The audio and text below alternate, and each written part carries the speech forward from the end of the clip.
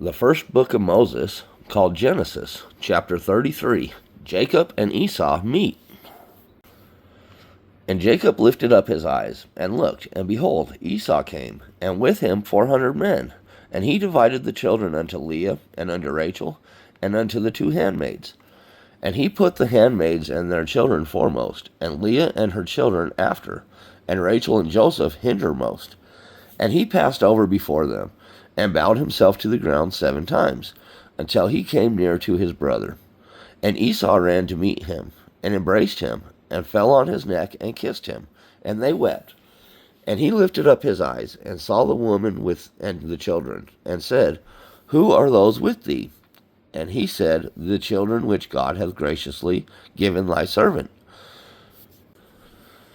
Then the handmaidens came near, they and their children, and they bowed themselves.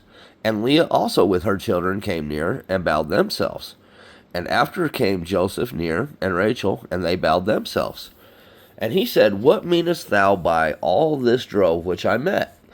And he said, These are to find grace in the sight of my Lord. And Esau said, I have enough, my brother. Keep that thou hast unto thyself. And Jacob said, Nay, I pray thee, if now I have found grace in thy sight, then receive my present at my hand. For therefore I have seen thy face, as though I had seen the face of God, and thou wast pleased with me. Take, I pray thee, my blessing that is brought to thee, because God hath dealt graciously with me, and because I have enough. And he urged him, and he took it. And he said, Let us take our journey, let us go, and I will go before thee. And he said unto him, My Lord, knoweth that the children are tender, and the flocks and herds with young are with me? And if men should overdrive them one day, all the flock will die? Let my Lord, I pray thee, pass over before his servant, and I will lead on softly, according as the cattle goeth before me, and the children be able to endure, until I come unto my Lord unto Seir. And Esau said, Let me now leave with thee some of the folk that are with me. And he said, What needeth it?